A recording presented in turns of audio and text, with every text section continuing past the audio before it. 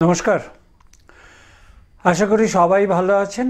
আর এই দুনিয়ায় আমাদের চলতে গেলে ভালো থাকতেই হবে, যেভাবেই হোক, মনের দিক থেকে। নমস্কার। আশা করি সবাই ভালো আছেন। আর এই দুনিয়ায় আমাদের চলতে গেলে ভালো থাকতেই হবে, যেভাবেই হোক, মনের দিক থেকে, শরীরের দিক থেকে, কর্মের দিক থেকে, শিক্ষার দিক থেকে এবং সব দিক থেকে যেন একটা ভালো, যতটুকুনো আমার আয়ত্তের মধ্যে থাকে। আর এই আয়ত্তের মধ্যে রাখাটা বা আয়ত্তের মধ্যে চলাটা, এটা কিন্তু প্রত্যেকের উপর, তার নেচারের উপর ডিপেন্ড করে যে আমি কিভাবে চলবো, কিভাবে কথা বলবো, কিভাবে আমি কাজ করব। কাজ মানেই কর্ম। এবং প্রথম থেকে একটা শিশু জন্মালেই কর্ম করে না, তার হয়ে কর্ম করে তার পিতামাতা। এবং সে যখন মোটামুটি একটু সাবালক হয়ে ওঠে, তখন সে একটা বহির্জগতের সঙ্গে মেশে। এবং একটা শিক্ষা অন্তর্জগতের, একটা শিক্ষা বহির্জগতের। তাহলে এই দুই শিক্ষা যখন মিলেমিশে একাকার হয়, তখন তার মধ্যে একটা অন্য জিনিস খেলা করে। সেটা কি করে বড় হব, কি করে শিক্ষা লাভ করব ভালো, কি করে আমি আরও উঁচুতে উঠতে পারবো। আবার অপোজিট যদি চিন্তা করেন যে এটা জেনেটিক থেকে আসে, যে কি করে আমি তাড়াতাড়ি বড় লোক হব, তাড়াতাড়ি অর্থ উপার্জন করব, তাড়াতাড়ি আমি যে করে হোক নিজেকে প্রতিষ্ঠিত করব। প্রতিষ্ঠিত সুনামের সাথে, দুর্নামের সাথে না। দেখবেন বিখ্যাত কুখ্যাত দুজনেরই নাম আসে। অর্থাৎ বিখ্যাত লোকেরও নাম আসে, কুখ্যাত লোকেরও নাম আসে। তাহলে আপনার নামটা কিভাবে আসবে, সেই জায়গাটায় আপনাকে নিজেকে প্রতিষ্ঠিত করতে হয়। আপনার অধ্যয়নের উপরে, ব্যবহারের উপরে, শরীরের দিকে তাকিয়ে, সমস্ত দিক থেকে। এই কারণেই আমি যখন কোনো জ্যোতিষ আলোচনা করি এবং তার যে 12টা রাশি এবং তার 27টা নক্ষত্র এবং সেই 27টা নক্ষত্রের নেচার, এবং আমি সবসময় বলি বসন, মানে বসনে পরিচয়। সেই জায়গাটায় সেই বসনগুলো যদি ঠিকঠাক থাকে, তাহলে মানুষকে মানুষ হিসেবে চেনা যায়। দেখুন, জাতকও মানুষ, জাতিকাও মানুষ, প্রত্যেকের নাম আছে। নাম আছে, জীবজন্তুর নাম আছে, মানুষের নাম থাকবে না? সেই নাম ধরে ডেকে তার পরিচিতি বহন করে সে। এবং সেই নাম দুর্নামেও যেতে পারে, সুনামেও যেতে পারে। সুনাম অর্জন করা নিজের ক্রেডিট, দুর্নাম অর্জন করা নিজের দুষ্কর্ম এবং আশেপাশের লোক। সে যখন বুঝতে পারে না আমি খারাপ করছি। যখন মানুষ কোনো খারাপ কাজ করে, সে বুঝতে পারে না যে আমি খারাপ করছি। যখন কোনো খারাপ জায়গায় পৌঁছে যায়, কেউ তাকে সচেতন করে দেয়, তখন সে বোঝে, হ্যাঁ, আমি তো অনেকটা খারাপ করে ফেলেছি। এই জায়গাটা থেকে তখন তার সচেতনতা বৃদ্ধি হয়। আর এই সচেতনতা বৃদ্ধির জন্যে মানুষের যে 6 নম্বর ঘরটা আছে, রিপুভাব, সেই রিপুভাবের কিছুটা তার মধ্যে প্লে করে, খেলা করে। এবার সেই খেলাযুক্ত সেই কাজ আমাকে বাস্তবে আনতে হবে। মানুষ কি চায়? শিক্ষা চায়, ভালো শিক্ষা চায়। 10 ক্লাস, 12 ক্লাস, তারপরে তার কলেজের, তারপরে তার ইউনিভার্সিটির, তারপরে যদি স্পেশাল কিছু করে, ইঞ্জিনিয়ারিং করে, ডাক্তারি করে, বা কোনো ব্যাপারে সে পিএইচডি করে, সেগুলো তার পরিচয় বহন করে, তার কর্মের ইঙ্গিত বহন করে। এবং একটি ছকের মধ্যে তার শিক্ষাগত যোগ্যতা কতদূর নির্ণয় করা যায় না, বুদ্ধিগত যোগ্যতা কতখানি আছে এবং সেই বুদ্ধি দিয়ে সে শিক্ষার পারদর্শী হবে কিনা সেটা নির্ণয় করা যায়। যদি আপনার বুদ্ধি না থাকে, যদি আপনার সেই কৌশলগত দিকটা যদি খুব মারাত্মক রকম না থাকে, সেই জায়গাটায় আপনি সারাদিন পড়ে গিয়েও ভালো রেজাল্ট করতে পারলেন না। কেননা আপনি পুরো বই লিখবেন না, তার মধ্যে থেকে পয়েন্ট তুলবেন এবং সেই পয়েন্টগুলো নিজের বুদ্ধি প্রয়োগ করে তারপরে তো তুলবেন। সেখান থেকে আপনি বুঝতে পারবেন যে আপনার কতখানি আপনি সাকসেস, সে জাতকই হোক জাতিকাই হোক। এই কারণে প্রত্যেকটা মানুষের লগ্ন এবং রাশি নির্ধারণ করা হয়। লগ্ন হচ্ছে মুহূর্ত। একটি ঘরে 2 ঘন্টা লগ্ন স্থাপন করে, মাত্র 2 ঘন্টা। কারণ একটি ঘর 30 ডিগ্রি, তাহলে 4 মিনিট করে সে 1 ডিগ্রি পার হয়। 30 ডিগ্রি পার হতে 120 মিনিট, 120 মিনিট মানে 60 মিনিটে 1 ঘন্টা, 2 ঘন্টা, 2 ঘন্টা লগ্ন থাকে।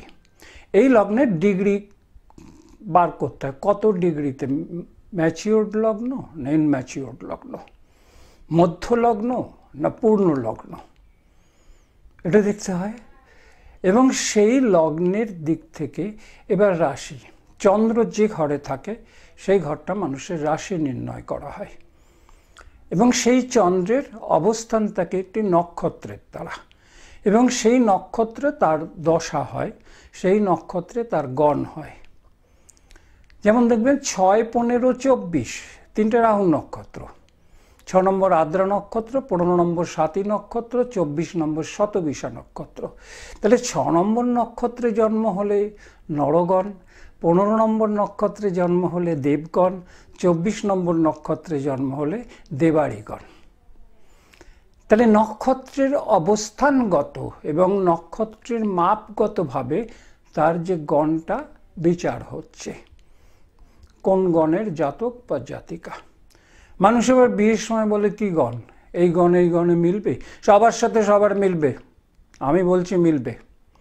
মেলাটা হচ্ছে মনের মানসিকতা, আন্ডারস্ট্যান্ডিং।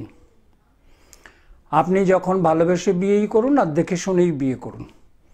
কোনো বাড়িতে আমাকে দেখান যে একটা বাড়িতে কিচকিচ নেই, সব বাড়িতেই আছে, কিন্তু নিজেরাই মিটিয়ে ফেলাটা, এটা হচ্ছে আন্ডারস্ট্যান্ডিং। ঠিক আছে, অনেক হয়ে গেছে, লেবেট। এখান থেকে মানুষ পরিবর্তন আনে যে এটাকে টিকিয়ে রাখতে হবে, আর টিকিয়ে রাখে। একটা বয়সের ব্যাপার থাকে, একটা তার যখন সে বয়সে পৌরত্বে বা বার্ধক্যে পৌঁছয় তখন তার বন্ধু হয়ে যায়, সেই বন্ধুকে সে পাশে চায়। হাজব্যান্ড হলে ওয়াইফকে চায়, ওয়াইফ হলে হাজব্যান্ডকে চায়। এবং তার যদি তার কেউ না থাকে, একজন একা থাকে, সে একটা বন্ধু বা বান্ধব খুঁজে নেয় যে বাকি জীবনটা সে তার সাহারায় চলবে। সেটা কোনো অন্যায় না, এবং সেটার মধ্যে কোনো রকম কোনো, যদি সে সেইভাবে ফিল আপ করতে পারে জীবনটাকে। মানে জীবনটা তো পৃথিবীতে সবার একই, যাওয়ার পথ একই রকম, একই রকম। যদি দুর্ঘটনায় না মারা যান, কিন্তু একইভাবে সবাই যাবে। এই পৃথিবীর সব আমরা অতিথি, কেউ পৃথিবী কিনে বসিনি। যেটা কিনেছি সেটা পড়ে থাকবে, পড়ে থাকবে আমার সব, চলে যাব আমি একা। কিন্তু আমার কি পড়ে থাকবে? আমার কাজ, আমার ব্যবহার, আমার সমস্ত, যে আমি না থাকলে মানুষ সেটা বলবে যে খুব ভালো ব্যবহারের মানুষ ছিলেন, এটা বলবে। কত টাকা ছিল, কটা গাড়ি ছিল, কটা বাড়ি ছিল, এটা বলবে না। মানে এগুলো কোনো দৃষ্টান্তমূলক আলোচনা না। দৃষ্টান্তমূলক আলোচনা হচ্ছে মানুষটি কিন্তু ভালো ছিল, সজ্ঞানে অজ্ঞানে কারোর ক্ষতি চায়নি, এই কথাটা বলবে। এবং সেই দিক থেকে মানুষের যে লগ্ন নির্ধারণ হয়, সেই লগ্নের দেখবেন 4র্থ ঘরে মানুষের মনের বিচার হয়, 5ম ঘরে উচ্চশিক্ষার বিচার হয়, 5ম ঘরে প্রেম ভালোবাসার বিচার হয়, এবং সেই 4র্থ ঘরে যে জিনিসের মানুষের মনে প্রস্ফুটিত হয় তার বিকাশ 5ম ঘরে। প্রত্যেকটি ঘরের তার 2য় ঘর তার বিকাশ। দেখবেন 2য় ঘর যদি সঞ্চয় হয়, তাহলে তার 7ম ঘর 8ম ঘর নাশ। তার বলে কি অষ্টম খারাপ? আপনি দেখবেন মেষ লগ্নের অষ্টম ঘর বৃশ্চিক রাশি, মঙ্গলেরই ঘর। মেষ লগ্নের মঙ্গল সক্রিয় মঙ্গল, বৃশ্চিক লগ্নের মঙ্গল নিষ্ক্রিয় মঙ্গল।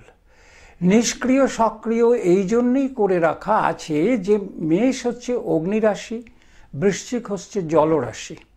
তো জল হচ্ছে কোমলতায় বৃদ্ধি করে, জল তৃষ্ণা মেটায়, জল শরীরের সমস্ত ভারসাম্য বজায় রাখে, জল পৃথিবীর ভারসাম্য বজায় রাখে।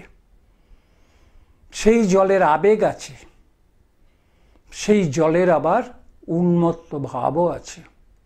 দেখেননি বর্ষা, বন্যা দেখেননি, সেই জলের উন্মাদনাও আছে।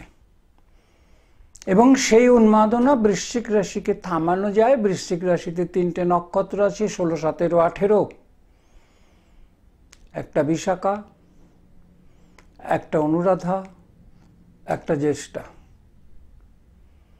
তাহলে 3টে নক্ষত্র আছে। তাহলে সেই জায়গাটায় একটা বৃহস্পতির, একটা শনির আর একটা বুধের 3টে নক্ষত্র আছে, এবং 3টে নক্ষত্র 3টে গ্রহের।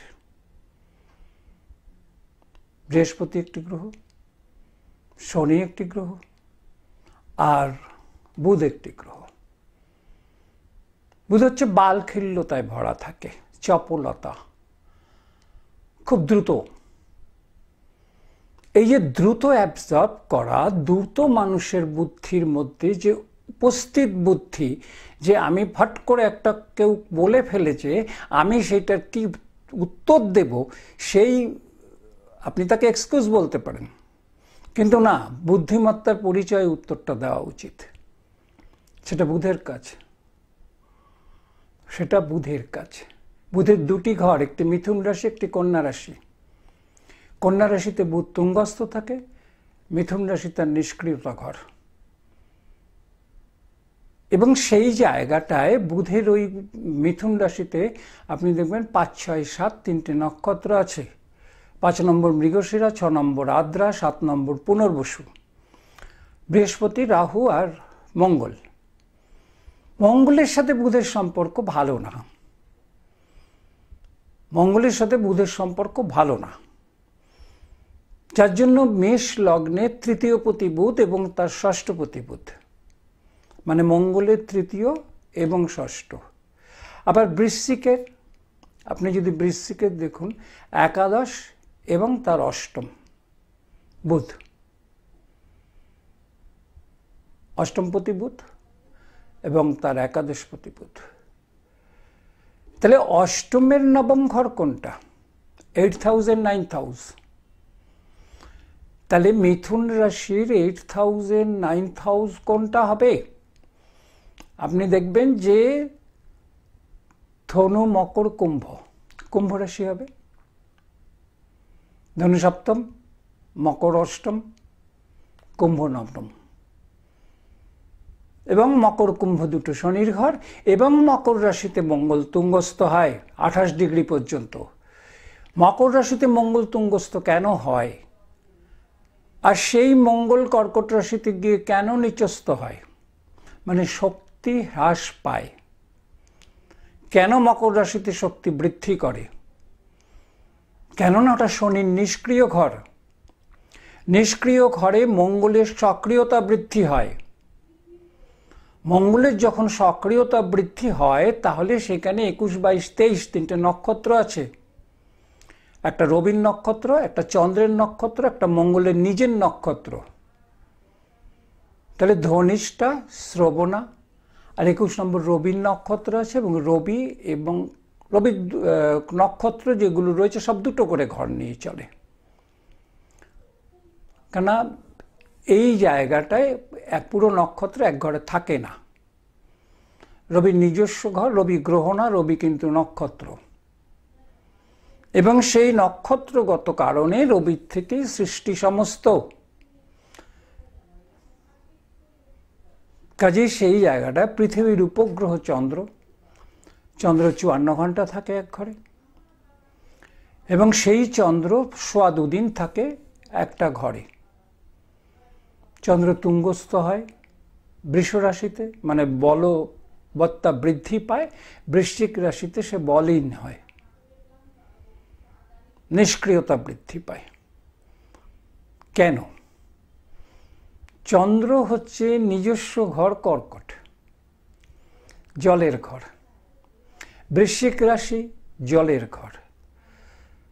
জলে জল মেশালে জলই হয়ে যায়, বোঝা যায় না এটা কোন জল, এটা পুকুরের জল না গঙ্গা জল, আলাদা করতে পারবেন না। জলে জল মেশালে জল, আগুনে আগুন মেশালে আগুন বাড়ে, জলে জল মেশালে জল বাড়ে। যার জন্য কর্কট রাশির চন্দ্র এসে বৃশ্চিক রাশিতে নিষ্ক্রিয় হয়ে যায়, যার জন্য সে বলবত্তা বৃদ্ধি করতে পারে না। এবং ওখানে 16 নম্বর নক্ষত্র আছে, বিশাখা নক্ষত্র, বৃহস্পতির নক্ষত্র, শনির নক্ষত্র আছে, বুধের নক্ষত্র আছে। চন্দ্রের সঙ্গে বুধের সম্পর্ক ভালো না, শনির সঙ্গে চন্দ্রের সম্পর্ক ভালো না, কিন্তু চন্দ্রের কোনো শত্রু নেই। সবাই বলবে বিষ যোগ, হ্যান যোগ, ত্যান যোগ, চন্দ্র শনি যোগ। চন্দ্রের কোনো শত্রু নেই। চন্দ্র 12টা ঘরে আপাতকালীনভাবে সব ঘরে আনন্দভাবে সে বিরাজ করে। কেন বিরাজ করে? তার কোনো পিছু টান নেই, তার কোনো সামনেরও টান নেই, যার জন্য তার কোনো শত্রু নেই। কিন্তু অন্যরা ওকে সহ্য করতে পারে না। আছে, মানুষের মধ্যে আছে, দেখবেন আপনি তাকে ভালোবাসেন, আপনাকে সহ্য করতে পারে না, তাতে আপনার কিছু যায় আসে না। চন্দ্রেরও কিচ্ছু যায় আসে না। চন্দ্রের কাজ করে বেরিয়ে যায়। চন্দ্র উপগ্রহ পৃথিবীর। চন্দ্র হচ্ছে ইমোশনাল, চন্দ্র মাতৃকারক, চন্দ্র আবেগ। এই চন্দ্রের রাশি, যেই চন্দ্র যে ঘরে থাকে বললাম সেই ঘর রাশি নির্ণয় হয়। ধরুন বললাম কুম্ভ লগ্ন, লগ্ন কুম্ভ, রাশি মিথুন, চন্দ্র ওখানে বসা 6 নম্বর নক্ষত্রে, আদ্রা নক্ষত্রে, রাহুর নক্ষত্রে। তাহলে আমরা সঙ্গে সঙ্গে কি বলে দেবে? গ্রহণ দোষ, ওই দোষ, রাহু চন্দ্রকে গিলে নিয়েছে, যার জন্য যখন গ্রহণ হয় তখন দেখবেন রাহু গ্রাস করছে। রাহু কোনো গ্রাস করে না, ছায়া পড়ে, ছায়া। পৃথিবী, সূর্য আর ওই জায়গাটায় মাঝখানে থাকে, ছায়াটা পড়ে, সেই ছায়ায় তখন কালো হয়ে যায়, সেখানে গ্রহণ হয়। পূর্ণ গ্রহণ থাকে, আংশিক গ্রহণ থাকে। তো এটা তো বৈজ্ঞানিকভাবে এটা তো বিস্তারই করানো আছে, বৈজ্ঞানিকভাবে বিজ্ঞানসম্মতভাবে এটা সবাই জানে যে কেন গ্রহণ হয়, সূর্যগ্রহণ হয়, চন্দ্রগ্রহণ হয়, কেন হয়। কাজে সেই জায়গাটায় যে চলতে চলতে তারা যখন একই সরল রেখায় আসে, এই ছায়াগ্রহ হচ্ছে রাহু আর কেতু। আপনি চলতে গেলে লাইটের সামনে দিয়ে পেলে পিছনে একটা ছায়া থাকে না? লাইটটা আপনার পড়েছে বলেই ছায়াটা পিছনে গেছে। আপনি এগোবেন, ছায়াটা পিছন থেকে অদৃশ্য হবে। আপনি আর একটা লাইটের কাছে গেলেন, আবার সেটা যখন সামনে দিয়ে গেলেন, আস্তে আস্তে ছায়াটা পিছনে বড় হলো। যত লাইট এগিয়ে যাবেন ছায়া মিলিয়ে যাবে। এইভাবে মানুষের জীবনের যে শুরু হয় শিশুকালীন, যেমন কুম্ভ লগ্ন, কুম্ভ মানে হচ্ছে একটি কলস, এবং একটি মানুষ কাঁধে করে চলে। এই আগেও বলেছি, আবারও বলছি, একটি মানুষ সেই কলসটা কাঁধে নিয়ে চলছে এবং সন্তর্পণে চলছে, যাতে ছিটকে না জল পড়ে। এই কুম্ভ লগ্নের মধ্যে চাপা স্বভাব আছে। এই কুম্ভ লগ্নের মধ্যে বিকাশ তারা করে, নিজের জন্য করে, কিন্তু একটা চাপা স্বভাব আছে। সব কথা সে সবভাবে ওপেন করে না, মানুষ বুঝে করে এবং ইন্টেলিজেন্ট হয়। বুদ্ধিমান বা বুদ্ধিমতী হয়। কেন? তার 5th হাউসের লর্ড হচ্ছে বুধ এবং তার 4th হাউসের লর্ড হচ্ছে শুক্র। সেই জায়গাটায় যে শুক্র এবং বুধ এই দুটো কিন্তু খুব দ্রুত দৌড়ায়, খুবই দ্রুত। বুধ 18 দিন, শুক্র 28 দিন। সেই জায়গাটায় তার দৌড়নের একটা মাপকাঠি আছে, এক ঘর থেকে আর এক ঘরে। সেই মাপকাঠির দিনে রবি 30 দিন, রবি গ্রহ না, কিন্তু যেহেতু রাশিচক্র ঘোরে সব গ্রহরাই সেরকম ভাবে পাল্টে যায়, গোচর ফল বলা হয় সেগুলোকে। এখন পজিশনে কি কি আছে সেই পজিশনটা দেখে তখন মানুষ আপৎকালীন যে বিচার, তাৎক্ষণিক বিচার সেটা করতে পারে, যে এই পজিশনে এই টাইমে আমার কাছে একজন এসছেন। রবির হোরা হয়, চন্দ্রের হোরা হয়, হোরা বিচার বলা হয়। তাহলে সেইখান থেকে যখনই আপনি মিথুন রাশি হবেন তখনই দেখবেন যে মিথুন রাশি বায়ু রাশি, কুম্ভ রাশিও বায়ু,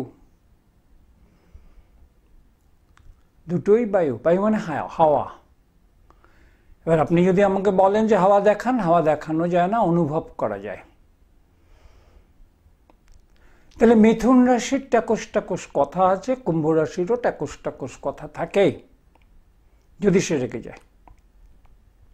হারতে জানে না, আর যে হারতে না জানে সে জিততে পারে না। কোনো মানুষের সাথে যদি মনে করি আমি অন্যায় করে ফেলেছি, আমি ক্ষমা চাইলে ছোট হই না, অনেক বড় হই আমি। সেটা শনির মধ্যে আছে, কুম্ভ রাশি শনির ঘর, এবং মিথুনের মধ্যে আছে, বায়ু রাশির মধ্যে আছে, এবং তুলা রাশিও বায়ু রাশি তার মধ্যে আছে। কিন্তু মেষ ধনু সিংহ, মেষ ধনু সিংহ নেই, মেজাজ আছে, ক্রোধ আছে, গজরাতে থাকে,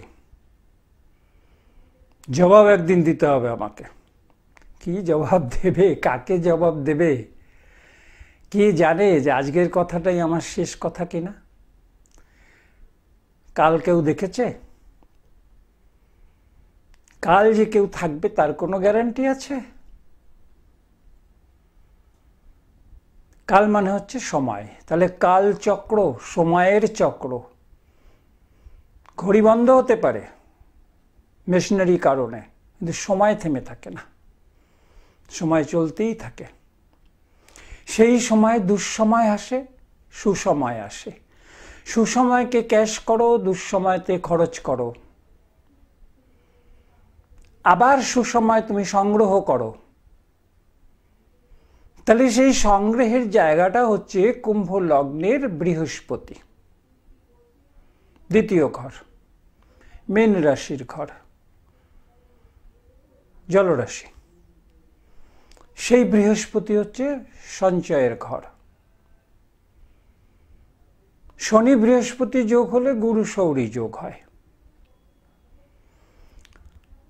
কেন? বৃহস্পতি আর শনির মধ্যে একটা নিরপেক্ষতা আছে, নিরপেক্ষতা আছে, যার জন্য বৃহস্পতি শনির ঘরেই নিচস্থ হয়, মকর রাশিতে বলবত্তা হারিয়ে ফেলে। কেন? ওখানে মঙ্গল তুঙ্গস্থ হয়।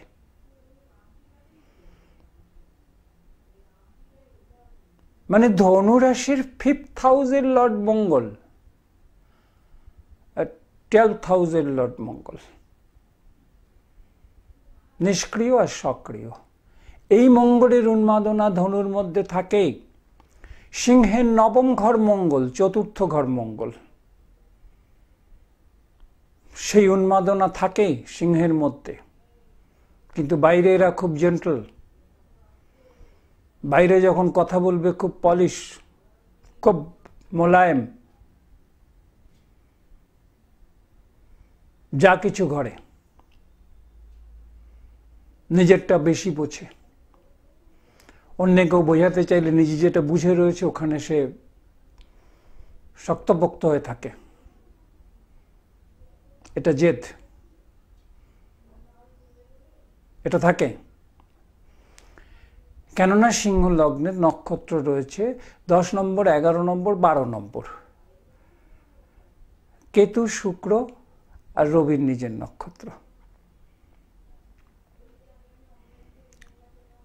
তাহলে সেখান থেকে সেই কেতু হচ্ছে 10 নম্বর মঘা নক্ষত্র, 11 পূর্ব ফাল্গুনী, 12 নম্বর উত্তর ফাল্গুনী।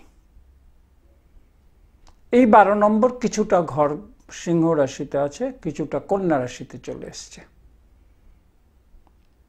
এটাকে ডিগ্রিগতভাবে কতটা এসছে না এসছে এটা জানা যায় এবং বোঝাও যায়, সেই বুঝে বিচার হবে। তাহলে কুম্ভ রাশির 7ম ঘর রবির ঘর। তাহলে কুম্ভ রাশির মধ্যে রবির দাপট থাকবে, রবির অহংকার থাকবে, রবির স্ট্রেট ফরওয়ার্ড থাকবে। কেন জ্বলছে তো, 180 ডিগ্রি দূরে আছে। শনি আর রবির ঘর, শনি রবি মিল নেই। শাস্ত্রে বলা আছে পিতা পুত্র, বাব্বাটাতে মিল নেই।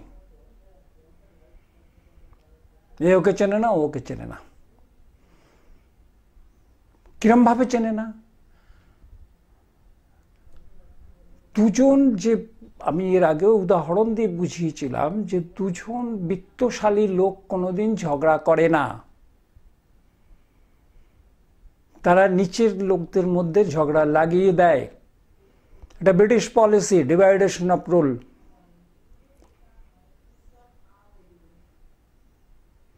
লাগিয়ে দেয়, এর কথা ওকে বলে, ওর কথা ওকে বলে, এর কথা আড়ালে একে বলবে, ওর কথা ওকে আড়ালে বলবে, বলে এর সাথে ওর বিদ্বেষ, ওর সাথে ওর বিদ্বেষ, ওর সাথে এর বিদ্বেষ, মাঝখান থেকে আমার কাজটা হাসিল করে নিয়ে বেরিয়ে যাব।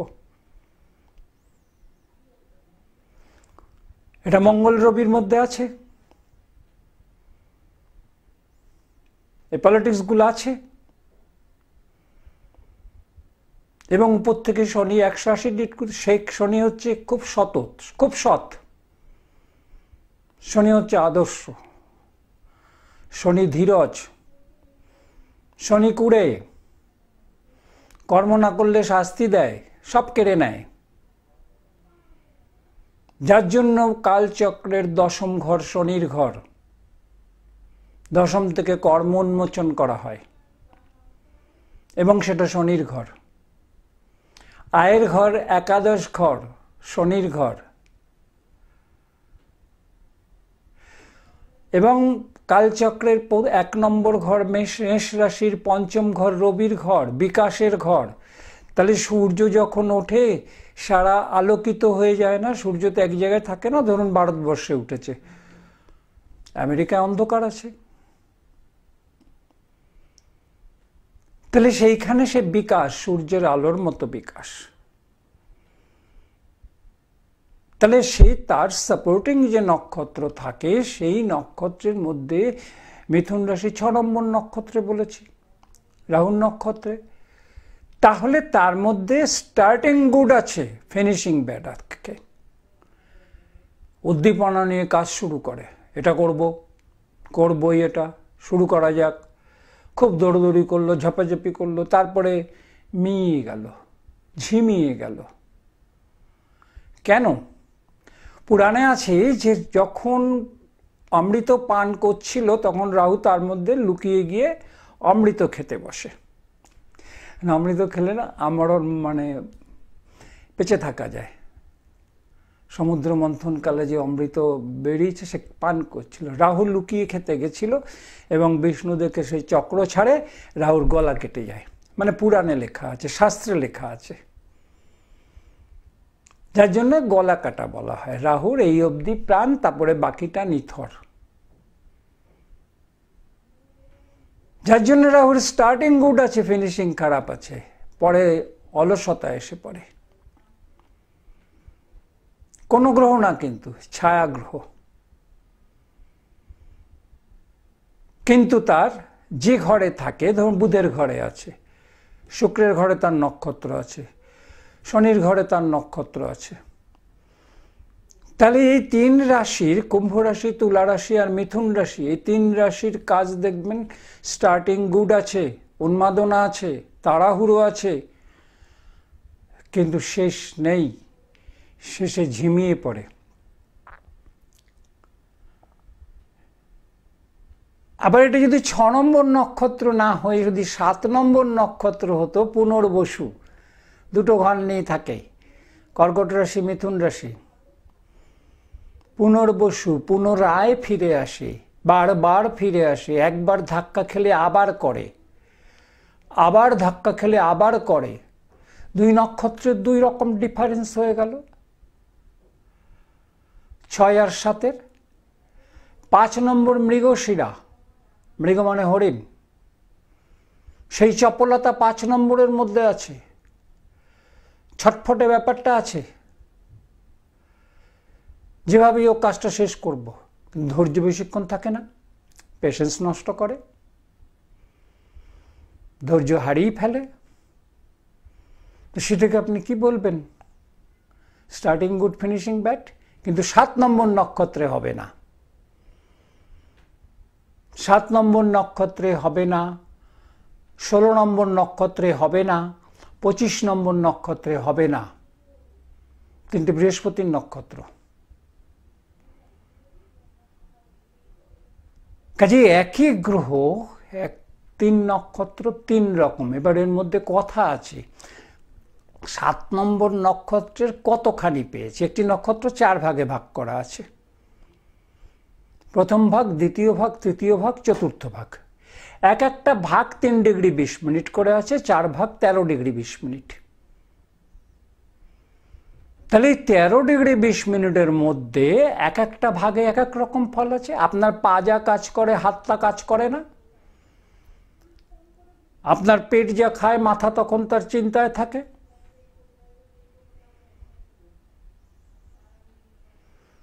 একই শরীরে 10টা আঙুল একই কাজ করে না, বিভিন্ন সময় বিভিন্ন আঙুলের দরকার পড়ে, কিন্তু একটা আঙুল না থাকলে 4টে আঙুলের কোনো দাম নেই। যেমন রবি না থাকলে কোনো গ্রহেরই দাম নেই, রবি না থাকলে পৃথিবীরই দাম নেই। আলো অন্ধকার হয়ে যাবে, লোডশেডিং যেটাকে আমরা এখন বলি। সেই রকম এই থাম, যেটা নাকি আমরা বলি, আমরা জিতলেও এটা বলি, ইশারায় দেখাই, এটা হচ্ছে উপরে ওঠার আঙুল। তারপরের আঙুলটা নির্দেশ, এইটা দিয়ে মানুষকে শাসানো হয়, অর্ডার করা হয় এবং হুঁশিয়ার করা হয়। এটা তর্জনী, এটা বৃহস্পতির আঙুল। মাঝখানে বৃহস্পতি আর রবির মাঝখানে শনি নুইয়ে থাকে, মধ্যমা।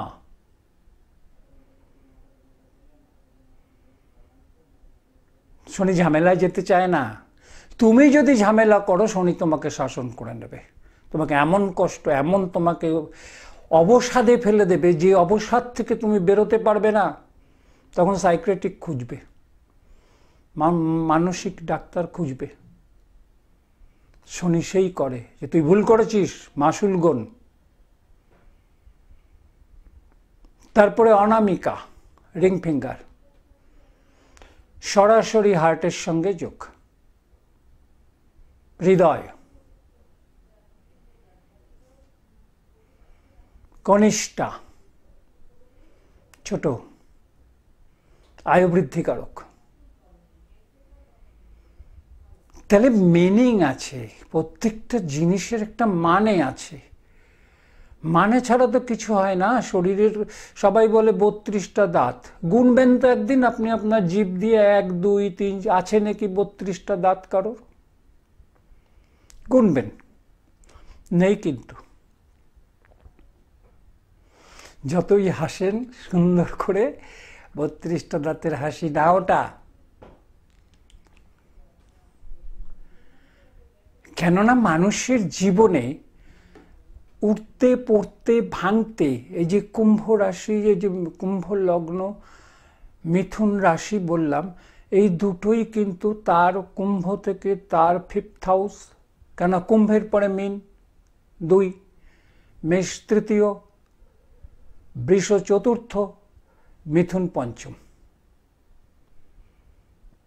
তাহলে এই যে 1-5-এর খেলা, যেখান থেকে উত্থান আসবে, তাহলে সেটা তো বুধের ঘর। তাহলে সেই উত্থানটা তো বুধকে তার লাগে। কিন্তু ওই যে বললাম, বেশি দূর টিকিয়ে রাখতে পারে না যদি নক্ষত্রে গোলমাল হয়ে যায়। স্টার্টিং গুড, ফিনিশিং ব্যাড হয়। কেন চন্দ্র আছে ওখানে 6 নম্বর নক্ষত্রে। চন্দ্র 7 নম্বর নক্ষত্র থাকলে পুরো ছক পাল্টে যেত।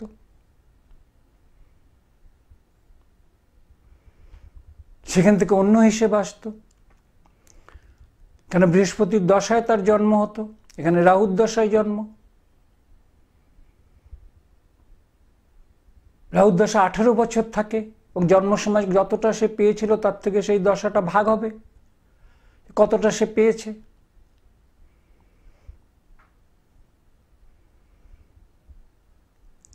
তাহলে সেই জায়গাটায় মানুষের এই যে স্টেপ বাই স্টেপ যে জিনিসগুলো মানুষ ওঠে, সেটা তার নিজের ক্যালিভারে ওঠে, নিজের ক্রেডিটে ওঠে, নিজের বুদ্ধিতে ওঠে। শিক্ষা সংগ্রহ করে বুদ্ধি অ্যাপ্লাই করে।